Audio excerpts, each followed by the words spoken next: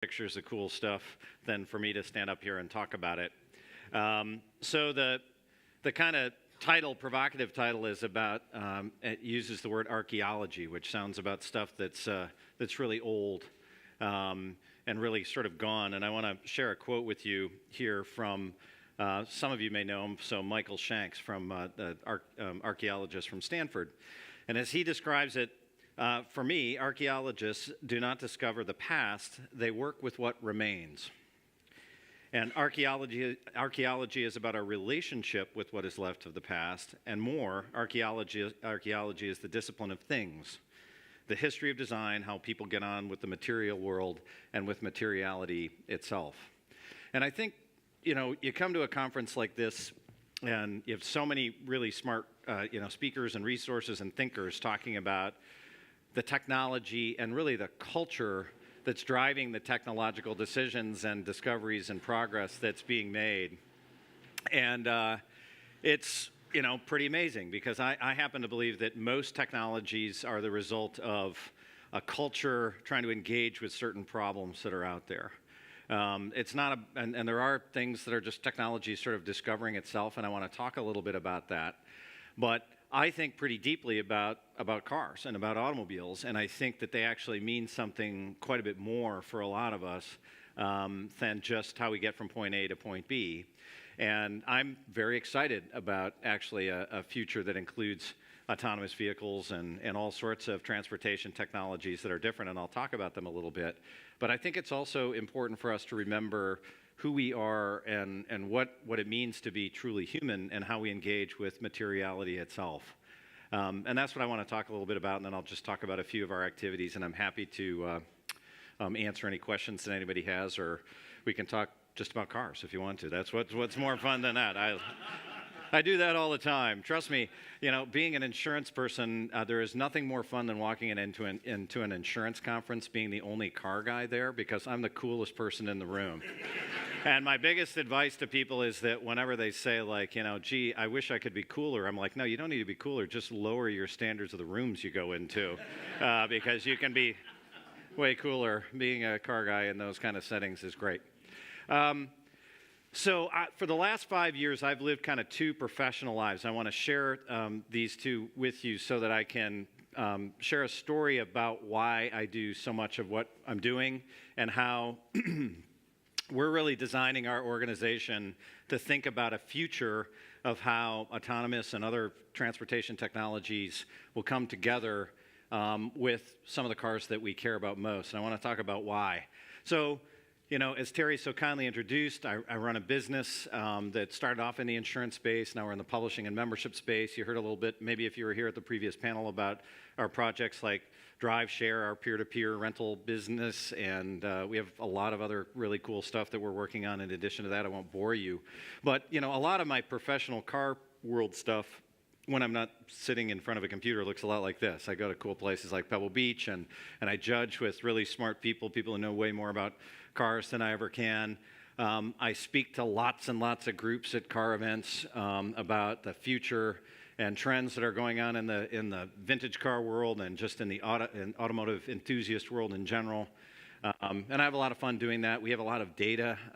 We're sort of the first organization to ever get a really bird's eye view of the data around the vintage car world. Again, what remains from what happens when cars eventually go off the road and what happens to them. We've really started getting some very interesting insights into all of that. Here we go.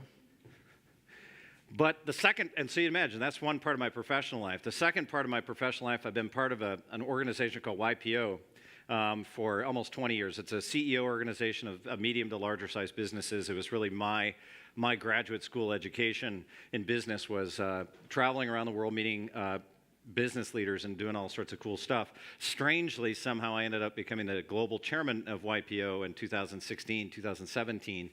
It's the largest CEO organization, 27,000 members in 142 countries and $9 trillion worth of combined revenue. So when you're chairman of that thing, you get to meet some cool people, get to do some cool stuff. I traveled to 42 countries. I talked all over the world, but I wasn't talking about cars.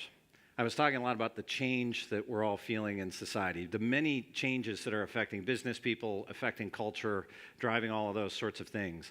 And it was like I had to think fast, I had to learn a lot, and I had to be able to speak about things that I never thought I'd be able to speak about. At our global conference in Vancouver, here in 2017, we had this remarkable speaker who would have fit in right here at this conference so well. His name is Ziv Avram, if anybody's ever met him before. He started a company in Tel Aviv called Mobileye. And he was speaking about the future of cities and what cities could be like if we had better transportation systems and if primarily all vehicles within the next generation of cities were autonomous vehicles that were not owned by individuals but that were shared. And it was absolutely a mind-blowing talk.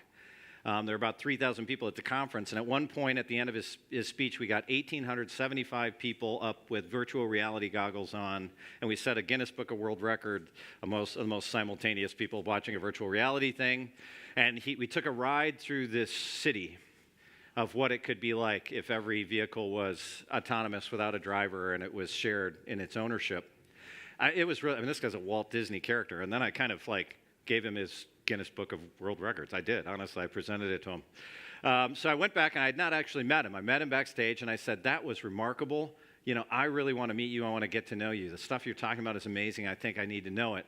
And I handed him my YPO business card, and he said, oh, that's very nice. You should come see me kind of thing. I'm like, no, you should come see me. He said, no, you should come see me. Well, he did sell the company for $15 billion 2 weeks later, so I don't feel bad about Ziv at all right at the moment. But then I handed him my Hagerty business card, the business card that I give out when I'm actually trying to make a living. And he got very serious, and he said, I'm so sorry, I'm going to put you out of business.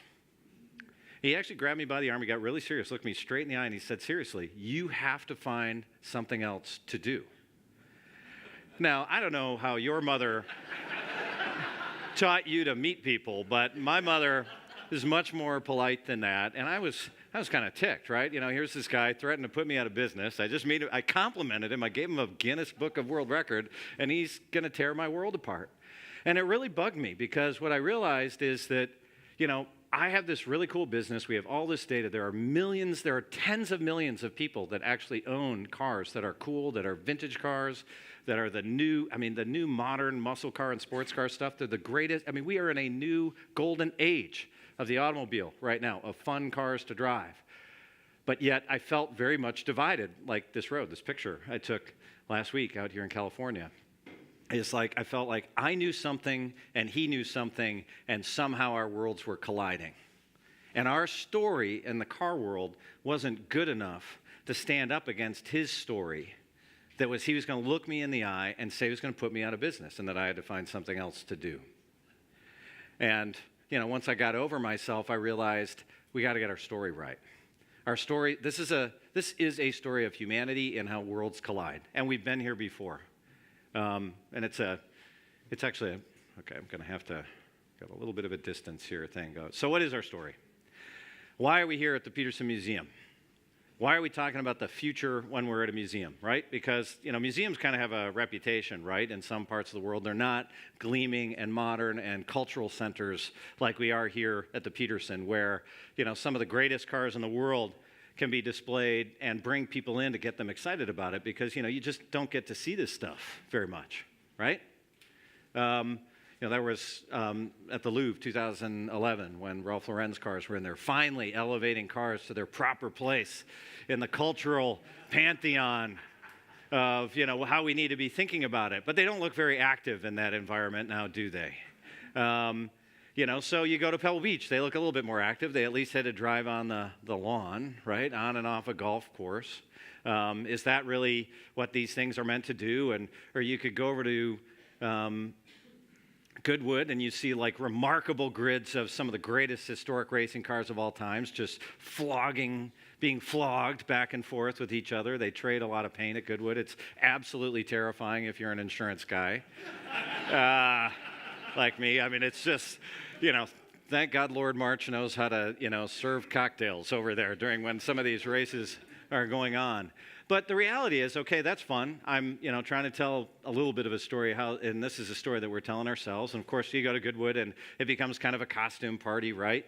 We're kind of as much trying to react to or interact with these things in some way, sort of meeting the cars on their level. But is it any different than this guy at Greenfield Village doing like vintage photography in sort of this historic setting? Or let's just say, what else do we have? Quilting, or quilting demonstrations, or glass blowing demonstrations.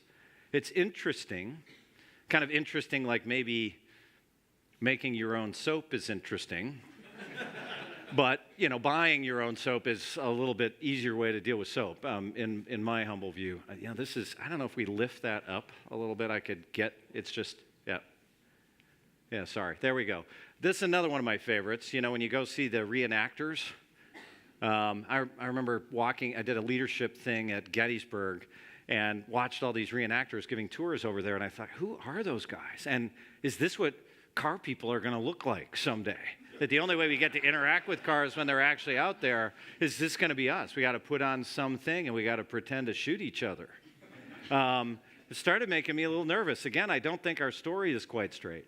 But it does make you wonder the bigger question. Do cars, I'm not talking about automobiles, I'm not talking about transportation, but do cars actually matter anymore? And who do they matter for, and how does it interact? What are these collisions going to be like? If you think back to the quote about archaeology, it's a kind of collision. It's a mixing of the past and the future through the choices that we make and what is going to be valuable to us. It's not about technology. It's not just about transportation. It's about something else altogether. So let's talk about the big changes. And I'm going to read these for anybody if you can't, so I apologize if I'm just going to read. These are the big changes that I talked about around the world when I was on my sort of world tour. Obviously, technology and automation.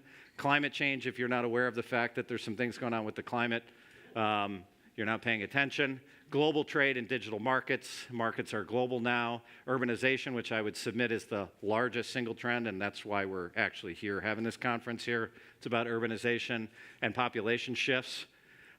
New ideological tensions that are different, right? We went from 3 stories at the beginning of the last century to 2 stories to 1 story, and now we're not sure if we have a story right at the moment ideologically that's going on. The rise of women and girls in leadership.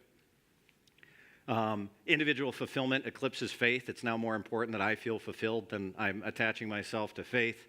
And then finally, longevity.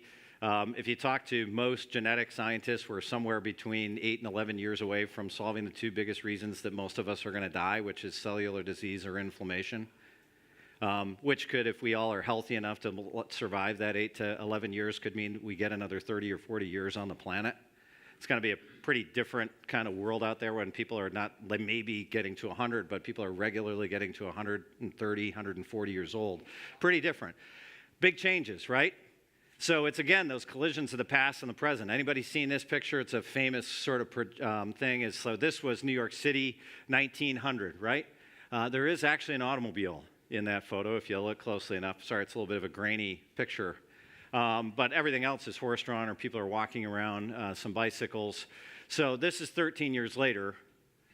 It's all vehicles. There is actually a horse left in that photo. And if you go anywhere near, of course, Central Park, there's still horses there, right? They didn't go extinct. They're still there. They're just really expensive 30-minute rides around Central Park. But, I put this up there, you think about it, at some point, there was a collision between some army that was filled with people carrying swords and people carrying guns. And it probably didn't work out very well for the people carrying swords. That's my guess. I don't know, I'm not a military historian. But you know what, the swords and the armor are still there. They're in a museum somewhere. And that's how we interact with them. Unfortunately, we'd like to see a lot of the cars that are in the museum out here on one of those racetracks or out driving around again, and we don't feel compelled to do the same thing, which is to grab that sword off of that display and make sure it still works anymore. We have a usage imperative in the automotive world, which is going to be an interesting challenge over the next 50 and 100 years. And our words are changing, right? This collision we have a phase change happening. We're talking about automobiles to automobility to now mobility. We just kind of accept that as a word, and we don't quite realize how much it's affecting the way we think about ourselves. Because when you look at most pictures, this was a lot like the picture of that Ziv Aviram was talking about, these beautiful, modern, gleaming cities that we dream about, where, you have green spaces, you have a lot of tall buildings, you have pods, there are bicycles always, there's always smiling people, and absolutely always, different modes of transportation, and we can kind of accept it, which I found fascinating. Obviously, we like to see bicycles out there on the road. Bike sharing programs, an important part of our mobility strategy. I think the weirdest thing still to me at the moment is that we now consider scooters an actual normal part of transportation rather than a toy, and we'll get to that in a minute. But, this is the vision of the future, right? These gleaming things and happy people and all of this sort of stuff going on. And it's, being driven by companies who are trying to solve these problems for us. I'm still not getting very good signal there. So we talked about it. We heard earlier from the gentleman from Turo, Lyft, Uber, all of these things. I wanted to comment on the last panel about the math behind some of those businesses and when they're going to really start having to figure out how to charge for what they're currently giving away for us. But that's okay. We'll all be changed by the time the real pricing kicks in on that stuff. And, so here it is. You're out for a sunny walk in the world, right? And change is in front of you, and it just looks like a nice little gentle slope until you realize when, change happens, and this is kind of a little bit more like what technology looks like, and you think, okay, well, it's kind of high. Like that line kind of looks like if I had to somehow figure out how to jump up and touch the rim on a basketball court, I might still be able to do it. But the reality is that that's really how big the line is, right? That's what technology feels like today. It's just blowing our minds. And the problem is that it's an exponential. And, the problem with exponentials is you don't know what to do with them. The human mind thinks in story, and it thinks in a linear fashion.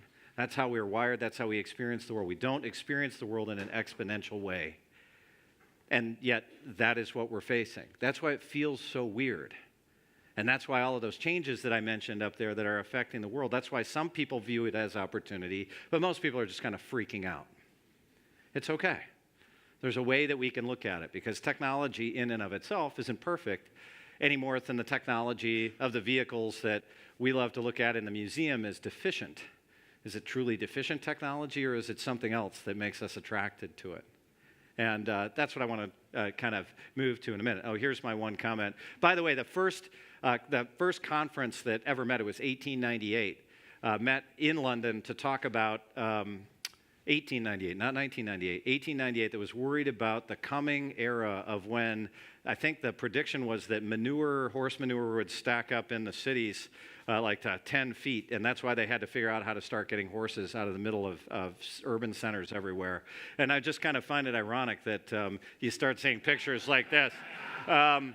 So what's getting piled up anywhere? I gave a speech a couple of weeks ago at South by Southwest in Austin, and all of the three major scooter companies delivered something like 20,000 extra scooters there to serve that really hip crowd down there.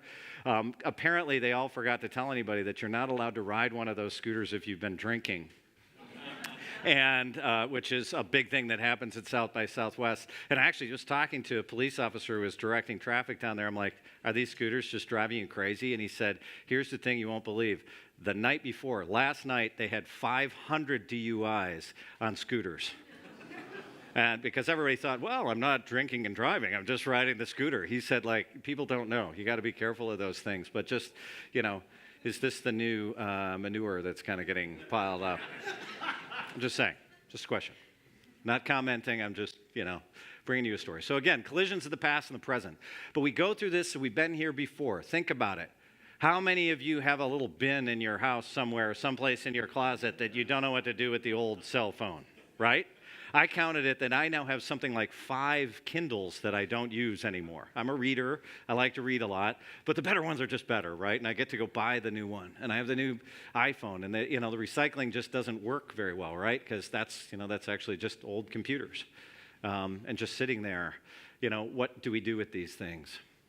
So why automobility? And I would submit it's all this. It's all congestion. We've been talking about it here. This is what this conference is about. This is what the technologists are going to do to save us, is to help save us from this problem of congestion.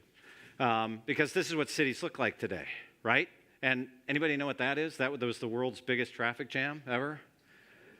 So that was in Beijing, and that was, I think, 2010, and it was 62 miles long, and it lasted 12 days. Yeah, that would piss you off, wouldn't it? Imagine, 12 days, seriously. Like people, I mean, they just all left their cars there. That's what happens. And that's what we're asking technology to do, is save us from things like that, because it's just brutal. And Beijing's a city of 22 million people. If you haven't been there, they have traffic problems. But they're solving it differently because, again, remember that ideological collision. They're able to make decisions a little bit differently there than other parts of the world are. I'm still struggling with this thing. Can technology save us? The answer is, of course, no. But technology can't do anything for us. And this is another list that I want to share with you, just if you think about it, as we think about what it is that matters to us as human beings. What premise are we hoping that technology, what premises and maybe fallacies are we thinking about technology that will save us? And is this actually who we want to be? So think about it. What are the main things that the technologies that are affecting so much of our world, that are freaking us out, bring to us? Well, they bring automation, right? They have another imperative of efficiency. Everything must be made more efficient. If it's faster and it's better and it's easier, it's better, right? We'll see. Novelty. It's got to be new. What's newer, right? I talked about my little Amazon Kindle addiction. I'd rather have the new one than the old one. That's what technology brings to us. Productivity, right? Human beings are meant to be more productive. That's what economics tells us. We're trying to that's what technology is meant to do. Systems thinking. If I could just figure out the system in a little bit more of a complex way. Human systems, technological systems that'll just make life better, right? Virality. The only way things can spread in a technology-based world is it's got to spread virally. It's got to be able to move exponentially. Sharing, right? This is a little bit of what this conference is about. Are people going to want to own their own stuff? Or is just everything better if it's shared? And then finally is that data, especially big data, is truth. I think these are absolutely forces underpinning the technological revolutions that are freaking everybody out and changing the transportation world. And every one of them somehow in their own way is a fallacy. They're true. There's truth in them, like everything, but there's also problems with them. And if you accept them only at face value, if you accept only what their outputs are, I can tell you one thing, it may solve that traffic jam slightly in Beijing. It's not going to necessarily make us any happier. How many people think that when you walk around in a public place and you see every single person on their cell phone, do they all look really happy when they're sitting there? I was walking through the Amsterdam airport a couple of weeks ago in one of this huge lounge, and it was just struck. There was a sea of people like this, let's just say a couple hundred people. Every single person in that room all had their head down. And I just looked. I had to stop. It was remarkable. All looking at their phones except for one, a nun. There was a nun without a phone. Now, there was a priest sitting next to her on the phone, on his phone, but the nun did not have her phone. So this is what technology does, and it's okay. There's a technology imperative that you have to be aware, that you have to be careful of. And the imperative is that what is new is better. There's actually technically a fallacy around there, which is argumentum ad novitatem, which basically means the appeal to the novel. If it's newer, it's better. Whatever is newer, that the most current knowledge must be truer than whatever is in the past. Can you hear the irony in my voice? Right? It's better in a way, but is it really? Is it better with the way it makes us feel, or does it make us better human beings to have something that's simply novel? Has anybody heard of the Gartner hype curve? If you haven't, this is something you should just download a copy for yourself and stare at it now and then. It's very interesting because they said, what a technology trigger, as you see, the axes are visibility and time. Technology, it gets like early on in every technology that promises to change everything, you get a curve kind of like this. You get the trigger that causes the technology, right? Technology usually doesn't just invent itself, it's to do something, it solves a problem. And then there is this peak of inflated expectations. I love that. And then you have the trough of disillusionment or despair when you discover it doesn't actually do what you think it will do. And then there's this long, slow slope of enlightenment before you get to the plateau of productivity, which never quite meets the hype, but it manages to solve a lot of the problems that the original technological trigger was meant to do. The Gartner hype curve, with a lot of the things that we're looking at right now with the changes in technology, is kind of where we are. It's coming. We're going to be riding around in pods someday in a city near you. But we're, in some ways, with certain pieces of it, we're falling into the trough of disillusionment at the moment because we have a long way to go. Because what technology doesn't do, it comes back to my first question, it's about what remains. What remains from the past that actually matters to us? I don't know about you, but if I think about, say, like the options of indoor plumbing versus having to use the restroom outside, I never wax nostalgic about having to use an outhouse. I don't think anybody does. There's nothing valuable in that. I don't think I learn anything from myself. But, right, horses didn't go away. Let's just talk about horses. People say, oh, the car go the way of the horse. No. It's a $127 billion industry, the horse industry. There's 7.2 million horses living in the United States today. Most people don't ride them to work unless you're a cowboy. But yet, it's a vital thing. If anybody's ever been to the Kentucky Derby, it's a little bit more about the mint juleps and the hats.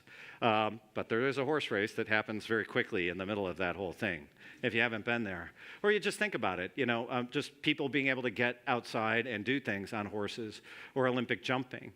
Back I mentioned the sword example. You think of the fact that, you don't see people actually battling each other with swords, but we do have a sport that is called fencing today. So swords didn't go away. They're just kind of, you wear these funny outfits and it shows up on television every 4 years, right? So I've been starting to notice a resurgence in certain deficient technologies, and I don't know if you all have. I just bought my first turntable just this last year. Well, not my first. It was my first one in a long time, right? Because I had this box full of old vinyl records that I wanted to be able to listen to. And I actually wanted to just experience what it was like to have to get up there and turn the thing over and move the needle around. Not because it's Spotify. I'm a Spotify fan, I get it. I've got the whole family program and all of that. But vinyl's cool. How many more people do you know that are just getting pleasure out of doing things like gardening? I know more people who are gardening today than I did 5 years ago. I know more people brewing home beer today than I did. Never had a good home brewed beer myself. Don't know quite why you'd want to do it. There's a lot of good options out there. But if you want to go do it, it's like I said, people maybe they're not making their own soap, but they are brewing their own beer. And it tells you something. It's people are feeling lost. That idea of having to sit in the back seat of a car, never touching a wheel again, freaks us out because we lose a little bit of agency. That's why people are brewing bad beer. That's why they're doing that stuff. It's much easier to go down to Whole Foods and get your organic vegetables than it is to grow them in your backyard, but that's not why we do it. That's not why we do it. That's not what human beings are. We are not just the agents or the passengers on technology's little bandwagon. There is more going on if we decide for it to be. So I'd ask, is it just about nostalgia? Is this just McKeel? No, I have been accused, and my wife accuses me of this all the time, that I have this broken nostalgia gene, that I just care about stuff so much in the past. And it's true. So this is 1980, and this is the day I got my first car. I was 13 years old, just turned 13, and that is a 67 Porsche 911S in a snowbank, couple miles from my house. And Stuart remembers this because your dad's car was just on the other side of that building, right there. Bo Hoag's car. Paid $500 for it, and I still have it today. I'm very proud of having it today. I restored it myself in the garage with my dad because in my house, if you wanted to spend time with Dad, you were in the garage. There I am with hair. That's hair days gone by. I am nostalgic for hair.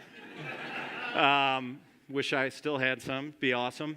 But my parents. I went to Pepperdine University out here, a long way from Michigan, and I was dreamed of having that car out there. My parents wouldn't let me take it. They said, "You don't want to have the old car out there." So for 4 years, I drove all those beautiful roads in a modern car in the 80s. I never got to bring the S out there, and so last week I did this drive. I shipped the car out there and I did this drive. So that's somewhere in Malibu, and then a few of us went up there. By the way, that's where the wildfires were. If anybody hasn't seen the effect of rain and how quickly things start to regenerate. And so that was a dream trip of mine. I mean, maybe I'm nostalgic, but I didn't need to get anywhere that day. It was just, kind of living a dream that I started 30 years ago, that I wanted to take that drive, and so I did. And then we got the kind of great shot right up there at the end. Looks like a painting, doesn't it? So maybe I'm nostalgic, but I think that that's what really matters right there. And I didn't need to get anywhere that day, and it was glorious. It was absolutely glorious. So, Henry Ford said that when he really invented the idea of the cheap, mass-produced automobile, actually, if you look at the sentence that he claimed, "I'll make a car for the masses that anybody could afford," he actually said it, the sentence finishes that it's about enjoying countless hours in God's wide open spaces with your family. That was his vision for the mass-produced automobile. It wasn't about a car in every garage. It was about enjoying wide open spaces. And if there was anything I learned last week, and that is, there's something magical in one case about the state of California. They built some incredible roads with nowhere to go. And it's just awesome. It's just awesome. So remember why we do some of this stuff, and it's not just about how to get there fast or in some technologically advanced way. So I want to just share with you, kind of close out this last section. I hope you're enjoying a little bit of this, is to think about what our story could be as it relates to the car and mobility. Because I know that we're going to need more technologically advanced transportation systems. We got to rethink how cities are working. It's going to take all of us as people move increasingly into cities. We don't need the masses of our populations outgrowing food for us anymore out in rural areas. That's all done by machines. I live on a little peninsula where we grow cherries. And, you talk to an old farmer, and he said when his grandparents had the farm, it took 60 people 2 weeks to harvest their crop. And then his parents, it took about 10 people, which is what I used to do as a kid. You go out there and pull tarps to pick cherries. And it took about a week. And now it takes 2 people 2 days. This is just a machine that goes out there and does it. We don't need people living in rural areas anymore. And young people, by the way, if you want to know one thing about millennials that we're discovering through our data, is they go to cities to discover themselves. You go of your city moment, the city phase of your life, before you decide what you're going to do next. It's one of the reasons why it's putting so much pressure on cities population-wide. So here's what the road ahead could look like, and I just want to I'm only going to give one stat. Terry said I have a lot of stats. Happy to share any stat about what's happening in the collector car world if you'd like. This is the first look at real data of how big the vintage car space could be. Because we finally built a machine, an algorithm to figure out how to decode the registration data in the United States. Nobody could figure out how to do it before because it's all garbage in the systems that are out there that hold the data. So the numbers are pretty simple. If you want to know how many potentially collectible cars are out there, they're 44,136,451. I hope you have a couple of them. But we do. It's actually pre-1981, and what's interesting is about 14 million vehicles registered pre-1981, which is cars built before they had VINs, right? When they standardized, everything else built before that had a serial number. They started at 1 and they went to whatever number that they built. Modern collectibles is interesting. You start looking at cars which you get this huge spike happening in the 80s and 90s when you look at sort of sports cars of limited production that are still on the road today. So this is data as of the end of 2017. So it's about a year old. More than we thought. We thought there were only a couple million vehicles out there like that, and there are a lot more. Of the 300 million registered vehicles in the United States. So when you think about how many are we going to need in the future? When you get population that's growing, these next generations are very, very large, people moving into cities. These aren't just going away. We're going to be dealing with these and hopefully enjoying those wide open spaces in some of them for a long time in the future. So we're going to be in a mixed environment. And how are we going to do that? What are we going to do? What's the right move for, Bruce Meyer out there with his beautiful display of cars when he wants to go out? Well, we need to celebrate the great ones, right? We need to make sure that we're properly celebrating. We have rituals. That was the day that we helped unveil the Bullitt Mustang after it had been discovered at the Detroit Auto Show. And that was a pretty exciting day because, it was kind of one of those long-lost things, celebrating a piece of history that a lot of people shared. You got to get out and do things. Sort of vintage off-roading and even modern off-roading is one of the most interesting driving places that's happening right now. It's hard to go drive modern cars fast on roads anymore. That's why so many kind of racing, high-performance driving facilities, all of those sorts of things are sort of having this renaissance, I guess. Not so much professional racing, but just people wanting to go out there and experience stuff, and off-roading is one of the other ways that we're seeing it.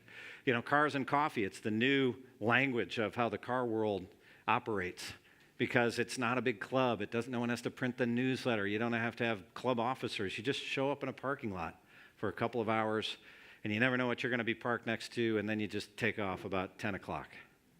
It's amazing. So culture does answer questions differently sometimes than there's just a better way to do the technology around it.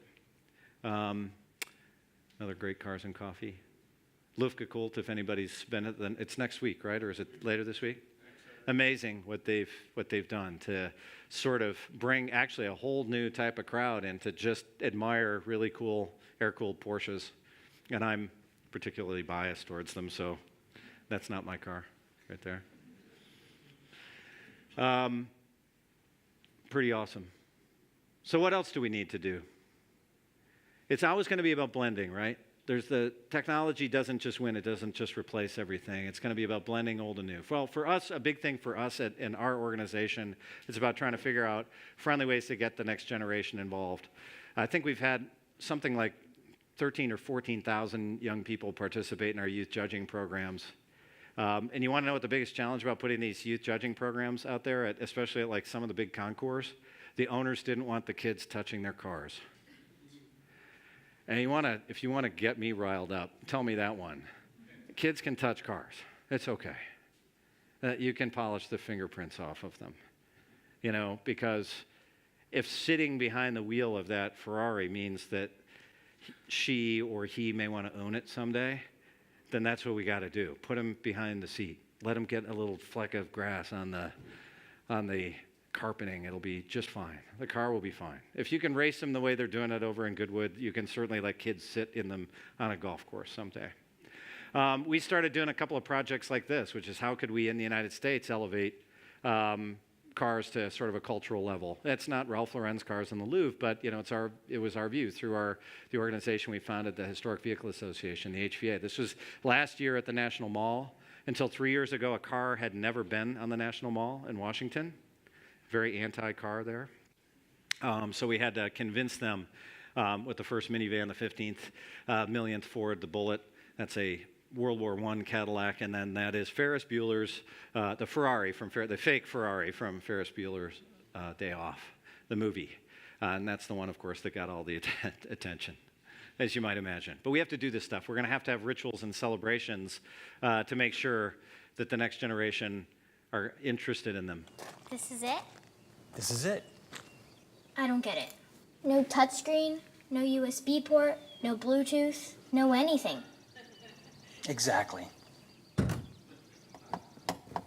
Grandpa, how do you roll down the window? It's called the window crank. Sometimes the best way to connect Cool. is to disconnect. This moment of escape was brought to you by Hagerty, for people who love cars. Being old is kind of cool.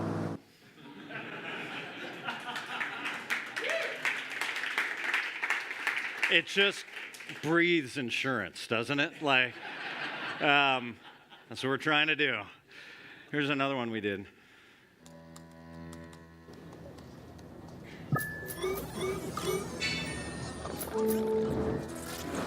Isn't it time you connected to something greater?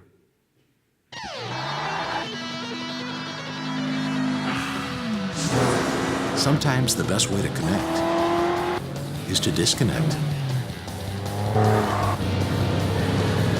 This moment of escape was brought to you by Hagerty, for people who love cars. Another insurance ad. So sorry. Let's see what we have next. So I think this is kind of what our world looks like, is that, the reality is you're not going to be able to solve one argument. as our cities become more congested and the roads and commutes become longer. By the way, 10 years ago, we were all talking about peak oil. We're not talking about that anymore. It's just like, but what's taking hold is congestion. But safety is going to be an issue where the vintage car people are going to have to start taking a higher road. The nervousness that people are going to have when you start thinking about that issue. That's the secondary message when you start cascading the message around the technologists that are advancing the autonomous vehicle world is going to be safety. So just being good citizens out on the road is going to be important. I think there's certain sort of car events that kind of advocate for driving like maniacs on public roadways. Probably need to settle down. I think that'd be probably a good thing. We're going to have to kind of be good citizens about it. Because, this world may come, but we want to still allow it to happen. So we created this little video just to try to see if we could get, how we could engage with people that weren't necessarily car people as well as people that were car people, and I want to just show it to you right now. So the answer, should we fear the future? No, but we do need to think about it.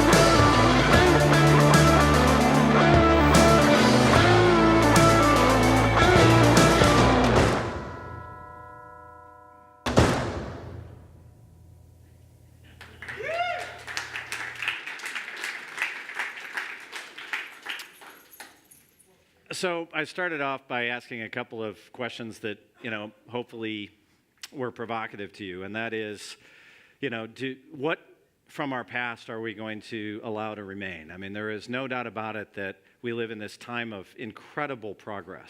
Even for all of those changes that are happening out there that are scaring people to death sometimes and freaking them out. I mean, to even think for a second that the majority of the people on the planet are not living better, healthier, longer, safer, less violent lives than they were in the time that our grandparents lived, you're just not looking at the data. It's an amazing time. But what it is to be truly human, and what's going to make us not just feel fulfilled, but it's going to kind of connect us first with ourselves so that we can connect with each other without being maniacs and without, just throwing really bad tweets at each other back and forth. So we got to decide what it means to be human, and what are we going to do with these things that have meant so much to so many of us for so long. And I think the car can have a big part of it is if we decide to find ourselves in what remains, because there's some truly extraordinary vehicles out there that need some love and some attention, and they're waiting for you to put your cell phone in the glove box and to go out there and just be present with yourself, and maybe to do a little bit what Henry Ford suggested, is to go enjoy wide open spaces, countless hours with your family, because they're pretty special, and they're not just going to go away anytime soon. So my goal is that somewhere, I took that picture last week, is that that's where we find ourselves, out there somewhere on the road. It's not going to be for everybody, but that's what cars have done for so many of us. And it's not about just mobility. It's about finding ourselves out on the road. So thank you very much.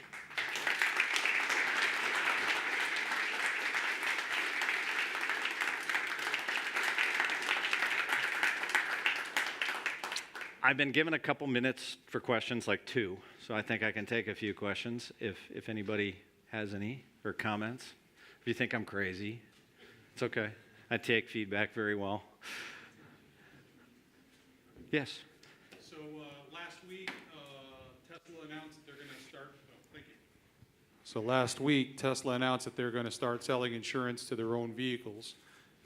I'm in the insurance industry myself. I don't know if you guys take a look, but one of the interesting questions that we had last year at this event was, who's going to be responsible for accidents involving these kinds of these vehicles? And the question was whether it was going to be a product liability situation or whether insurance companies would continue to exist or would cease what they're doing. And last week I saw that Tesla, they're basically put an endorsement out there that put the liability, who's going to pay, is on the insurance company. Yeah. So what are your thoughts on that, and whether that'll stick, or if that's the first shot, or if There's a lot in there. I think even just connected cars of some way probably start skewing the liability when it comes to insurance. We're going to be in this mixed environment for decades, long probably past all of us are in this room or around. Maybe some of the younger folks, if you benefit from all the medical technology, you'll see a period where there really won't be, the last of the, really cool cars will be next to the suits of armor. But we're just going to have insurance for a long time. And, a couple of other things. My observation, it's just like when people talk about small car companies really thinking that they're going to crush the big manufacturers, is that if there's one thing I've learned about business is that, it's really dangerous if you're a mouse dancing with elephants, especially when the elephants are scared. And you got a lot of scared elephants out there right now, and that includes the insurance industry. So it's not going to be just a binary sort of thing. I think Tesla has some of their own challenges from an insurance standpoint, and they're a long way off.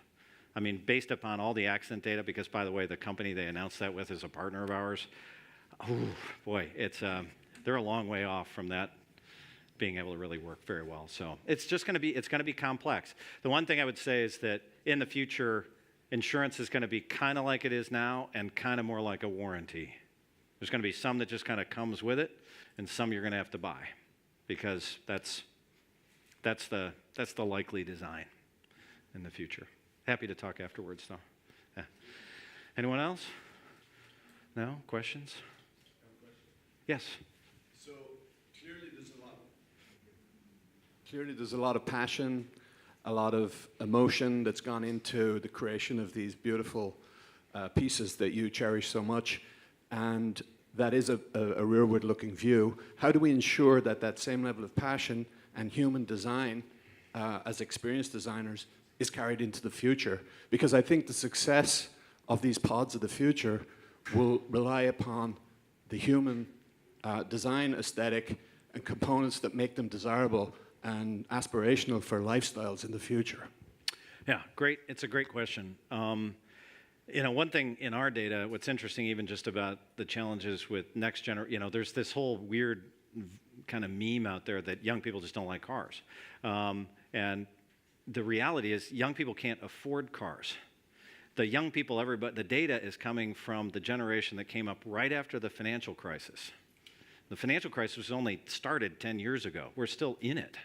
And so the biggest challenge that, as we looked at it, wasn't just the design sense or the social sense, is that will the next generation to be able to afford what previous generations were able to? The oldest millennials right now are now 38. They're not the 18-year-old communists that a bunch of old people say they are. They're not. They're real people with real desires. They just grew up in a time when they couldn't make money in the same way that previous generations could, but they're starting to. And so if there's another truism that we've kind of seen in the data, is the more money people make, the more they act alike, and the more they act like their parents. And the millennials are the children of baby boomers, which was the biggest car collecting generation out there. So I think I think the next generation isn't going to be an issue from that standpoint in terms of interest. I think it's going to be the generation after that, sort of a 30-year view, not a 10-year, not a 20-year view, 30 to 50-year view, which is what are they going to remember, and were those good memories? And then again, that overwhelming thing, can they make money, sufficient money to be able to afford that kind of stuff? So I don't think this is a big problem right now. I mean, if we were to project 100 years ago, if we're worried about 100, I don't know. I'm not at the moment. But happy to talk about it later. I think I'm about out of time. So I'm around and happy to take any more conversations afterwards. Again, clearly I'm passionate about this subject, but I'm passionate not just about it for the cars. I'm passionate about it for us, because I think we shouldn't just take the language that we're hearing about progress and technology at face value. There are challenges with it. There are fallacies with it. Some of it is just not true, and it's not going to all happen the way people say. And, our goal is we're going to get 6 million people organized in a way that they can think forward about being human in cars. And the math I can explain later, but that's what we think it's going to take to save driving for the next generations. So thanks again, and happy to be with you all.